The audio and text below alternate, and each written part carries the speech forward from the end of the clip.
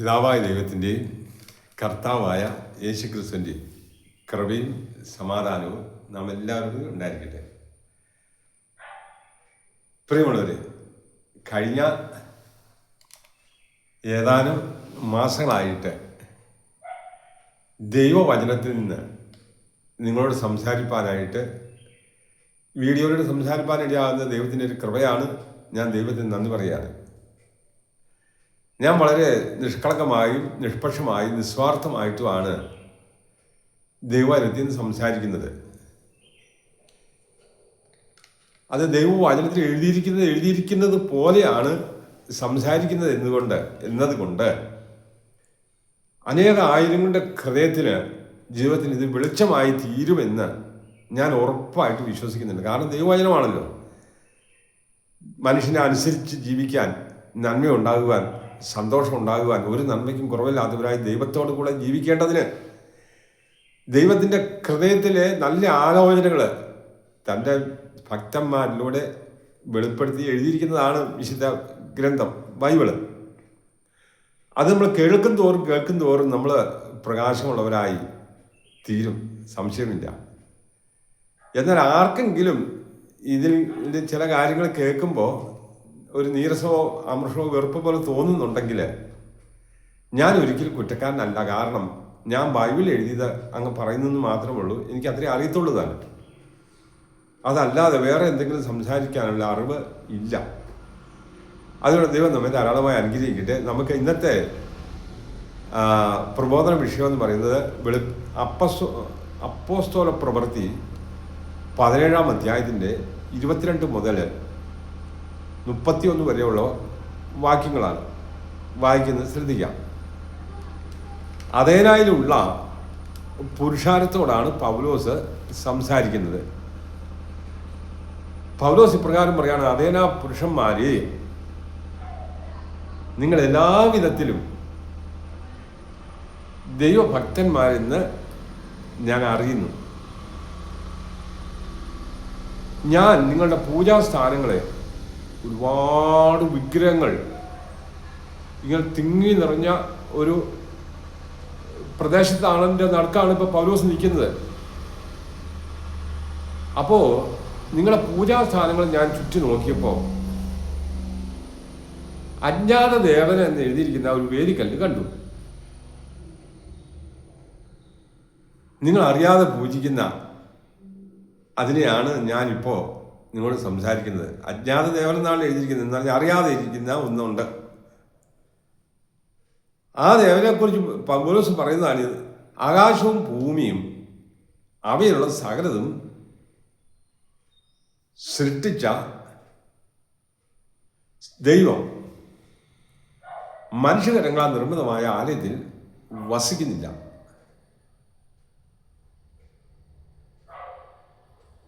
അവൻ സകലത്തിനും, അവൻ സ്വർഗത്തിനും ഭൂമിക്കും അതീതനാകൊണ്ടും സകല മനുഷ്യർക്കും ജീവനും ശ്വാസവും സകലതും കൊടുക്കുന്നതിനാകൊണ്ടും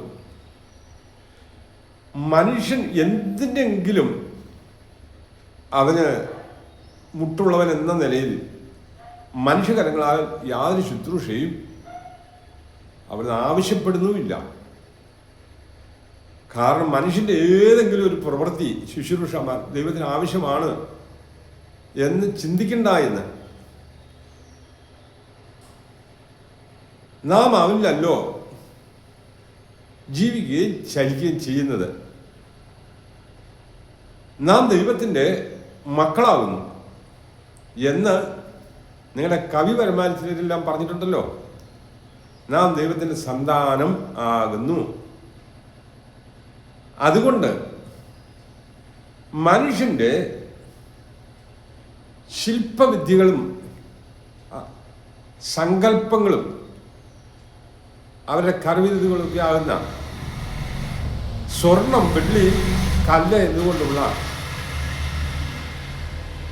മനുഷ്യനുണ്ടാക്കിയ ശില്പങ്ങളുണ്ടല്ലോ, പ്രതിമകൾ, ഇതുപോലെയാണ് ദൈവമെന്ന് ചിന്തിക്കരുത്. വലിയ തെറ്റാണ്. അതുകൊണ്ട് ദൈവം പറയാണ്, പിന്നെ അറിവില്ലായ്മയുടെ കാലങ്ങളെ ദൈവം കണക്കിലെടുക്കുന്നില്ല. എന്നാൽ ഇന്ന് എല്ലാവരും മാനസാന്തരപ്പെടണമെന്ന് ദൈവം കൽപ്പിക്കുകയാണ്. എന്ന് പറഞ്ഞാൽ ഈ വിഗ്രഹങ്ങൾ ഉണ്ടാക്കി പൂജിക്കുന്നത് എവിടെ ഉണ്ടാക്കി വെച്ചിരിക്കുന്നതായിക്കട്ടെ, ഇനി ഏറ്റവും കൂടുതൽ പറഞ്ഞു കഴിഞ്ഞാൽ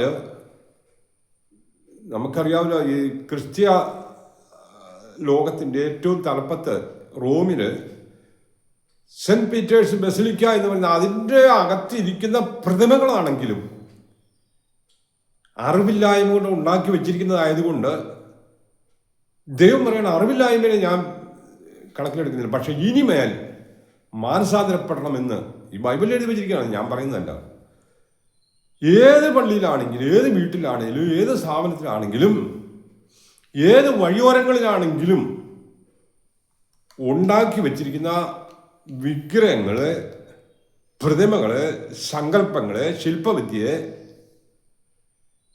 ദൈവം അംഗീകരിക്കുന്നില്ല എന്ന് മാത്രമല്ല, ദൈവം വെറുക്കുന്നതും അതിനെ ചെയ്യുന്ന മനുഷ്യന് കോപിക്കുന്നതുമായ ദൈവമാണ്. അതുകൊണ്ട് ദൈവം വീണ്ടും പറഞ്ഞത് ശ്രദ്ധിക്കുക, അറിവില്ലായ്മയുടെ കാലങ്ങളെ ദൈവം കണക്കിലെടുക്കുന്നില്ല. എന്നാൽ ഇപ്പം അറിഞ്ഞല്ലോ, ബൈബിൾ ഇങ്ങനെയെല്ലാം എഴുതിയിട്ടുണ്ടെന്ന് കഴിഞ്ഞ ദിവസവും പറഞ്ഞു. വിഗ്രഹാരാധനയ്ക്കെതിരായിട്ടാണ് ബൈബിൾ ഏറ്റവും കൂടുതൽ എഴുതിയിരിക്കുന്നത്.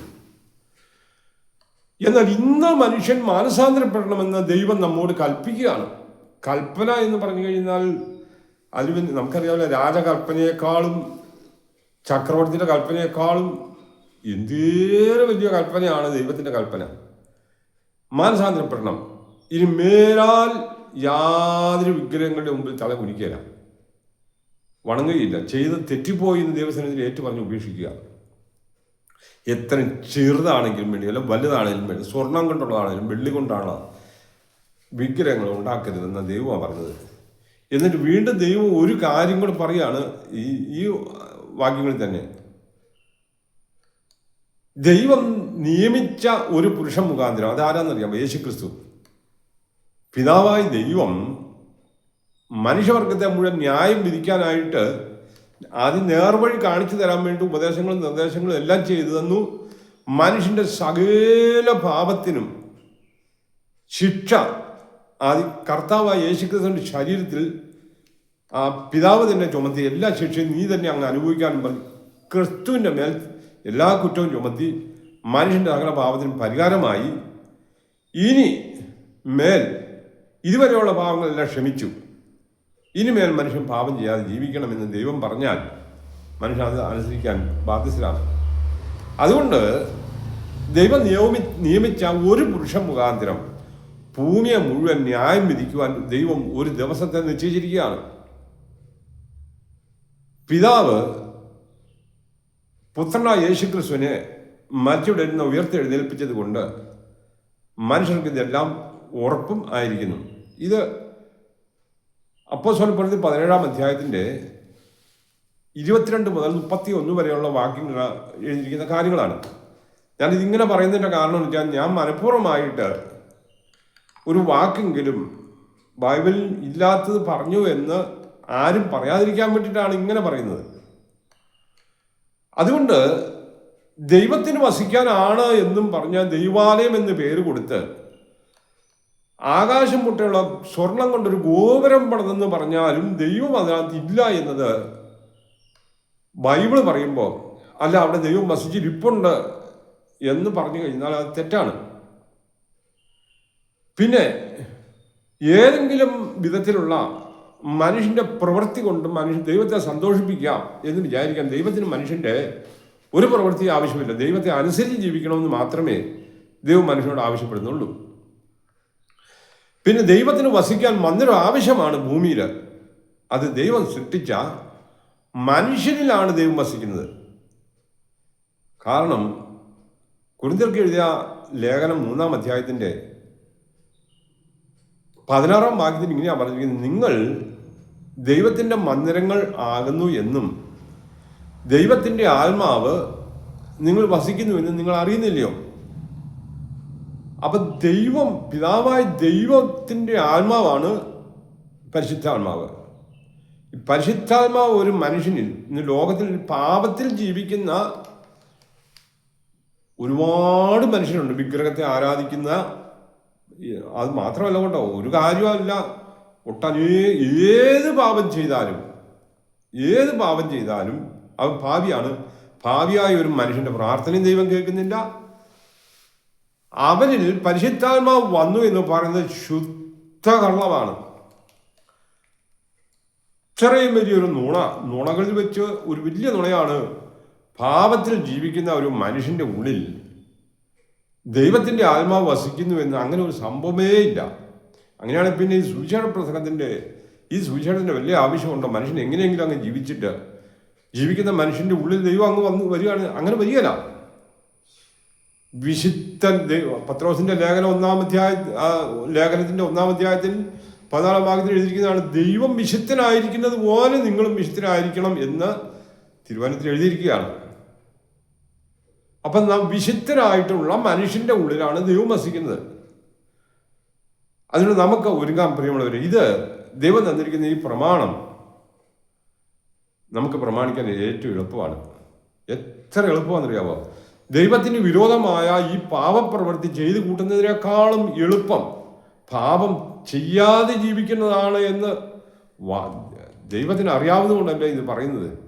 ദൈവ സ്വഭാവത്തിൽ ജീവിക്കുക, യാതൊരുവിധ പാപങ്ങളും ചെയ്യാതിരിക്കുക. തിരുവചനം വളരെ ശ്രദ്ധയോടെ വായിച്ചു നോക്കിയാൽ മനുഷ്യൻ എങ്ങനെയാണ് ജീവിക്കേണ്ടതെന്ന് വളരെ വ്യക്തമായി ലളിതമായി ഏത് വിദ്യാഭ്യാസം ഇല്ലാത്തവർക്കും, ഏത് കൊച്ചുകുട്ടികൾക്കും, ഏത് പ്രായമായവർക്കും, ഏത് സാധാരണക്കാർക്ക്, ആർക്കും എല്ലാവർക്കും ഒരുപോലെ മനസ്സിലാകുന്ന ഭാഷയിൽ ദൈവം എഴുതി വെച്ചിരിക്കുകയാണ്. അതുകൊണ്ട് ആർക്കും ഒഴിവൊഴിവില്ല. ഈ ദൈവവചനം നമ്മൾ സ്വീകരിക്കാൻ ബാധ്യസ്ഥരാണ്. ഞാനും ഓർത്ത് നോക്കുക, ഈ ലോകത്തിൽ നിന്ന് നീങ്ങിപ്പോകാനുള്ള പ്രായമായതാണ്. ഒരു മനുഷ്യന്റെ ആയുസ് എന്ന് പറയുന്നത് 70 വയസ്സാണല്ലോ. ഏറിയാൽ 80 എന്നാണ് സങ്കീർത്തനം എഴുതി വെച്ചിരിക്കുന്നത്. 70 കഴിഞ്ഞാൽ പിന്നെ ഗ്യാരണ്ടി തീർന്ന മനുഷ്യനാണെന്നാണ് അങ്ങ് പറയുന്നത്. എങ്കിലും ആ 70 കഴിഞ്ഞിട്ട് ഉള്ള പ്രായത്തിലാണ് ഇപ്പോൾ ഇത്ര നിഷ്കളങ്കമായി നിങ്ങളോട് ദൈവവചനം സംസാരിക്കുന്നത് എന്നതുകൊണ്ട് ഒരു തെളിവുണ്ട്. അതിനെനിക്ക് പ്രായമായി, അത് കാരണം ഇനി അധികം കാര്യങ്ങളൊന്നും അറിയണ്ട, കേൾക്കണ്ട എന്ന് വിചാരിച്ചാലും ഇരിക്കണ്ട. ഈ പ്രായത്തിലും ദൈവത്തിന് വേണ്ടി പ്രകാശിക്കാൻ എല്ലാവർക്കും കഴിയും എന്ന് പ്രത്യേകം ഓർക്കുക. ആഗ്രഹിക്കുന്നവർക്ക് ദൈവം ഇതെല്ലാം കൊടുക്കും. അതുകൊണ്ട് ദൈവം നമ്മെ ഈ വചനങ്ങളെ ധാരാളമായി അനുഗ്രഹിക്കട്ടെ. പ്രിയമുള്ളവരെ, വീണ്ടും ശ്രദ്ധാപൂർവ്വം വചനം കേൾക്കാൻ താല്പര്യം വെക്കണം എന്ന് ഓർമ്മിപ്പിക്കുന്നു.